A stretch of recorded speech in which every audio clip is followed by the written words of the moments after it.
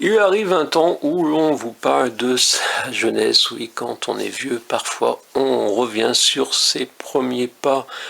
Et c'était en 1991, je publiais un premier bouquin, j'étais sur Arras, ça s'appelait Éternelle tendresse, avec Amour, Cri, Rime, Ève, qui permettait de faire d'autres associations.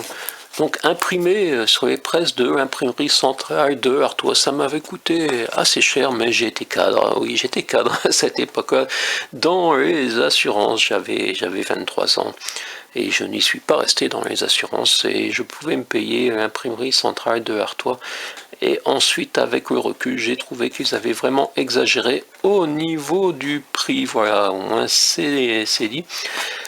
Quant au bouquin, finalement, on pourrait presque ne pas en parler, à part qu'il s'agissait pour moi véritablement d'un premier pas dans l'écriture. Je savais que ce bouquin ne révolutionnerait pas le monde poétique ni le monde arageois, mais je savais que pour pouvoir progresser, il me fallait d'abord ce premier pas. Donc vous voyez, c'est sous forme poétique, même s'il y a eu une introduction où finalement, comme beaucoup par la suite j'ai constaté, j'ai essayé de mettre des mots parfois compliqués pour des tournures de phrases un peu alambiquées pour exprimer ce que je souhaitais que le monde sache. Oui, voilà, je le sais. Un roman poétique, chant d'amour, graines de tendresse. Je parlais des graines de tendresse, j'ignorais alors la version bouddhiste des graines. Et quand je dis de version bouddhiste, on peut parler aussi de version d'approche chrétienne, car les graines sont celles que nous semons et nous moissonnons parfois quand notre cœur s'arrête. Pour certaines croyances, on pourrait dire entre guillemets, entre parenthèses, mais peut-être y a-t-il vraiment quelque chose et que cette éternelle tendresse, malgré mon faible niveau littéraire d'alors, malgré mes faibles connaissances, recélait des petites choses qui me dépassaient. Donc c'est peut-être dans cette optique-là que vous pourriez approcher ce bouquin.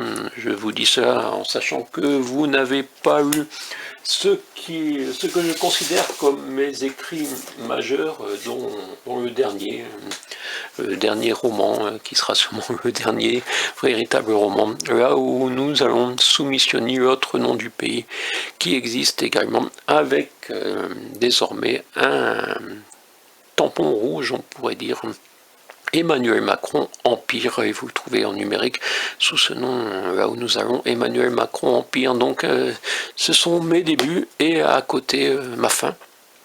Oui, il faut bien finir un jour, et dans Amour, Cri, Rime, Ève, il y a le rêve, il y a le crime, et il y a le rire, on pourrait dire, et il y a l'amour que finalement, à 23 ans, on ne comprend pas toujours forcément, et on donne au moins une autre définition, finalement, disons que nos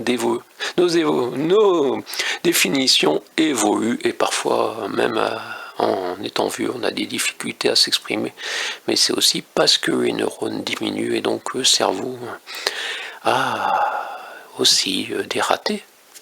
Ici, mon cuc en quercy blanc, ou comme vous le savez, mon cuc c'est vraiment parfois du poulet gaulois, et je suis persuadé qu'ici personne n'a eu éternelle tendresse, mais du côté d'Arras, je vivais à cette époque-là, à 22 rue des Trois Visages, je peux vous le dire. Vous le savez peut-être, je l'ai déjà écrit ça ailleurs. Et Éternelle tendresse, non, je ne renie pas ce premier livre, même si j'y trouve d'innombrables lacunes, mais je ne le reprendrai pas. Non, c'est fini tout ça, je ne reprends plus ce que j'ai écrit, même mes précédents romans, où il y a eu un moment où j'ai fait quelques retouches, mais les retouches sont terminées. Maintenant, disons que je fais un peu le point, et je montre ce qu'il y a pour laisser quelques traces. Même si ces traces-là s'effaceront également.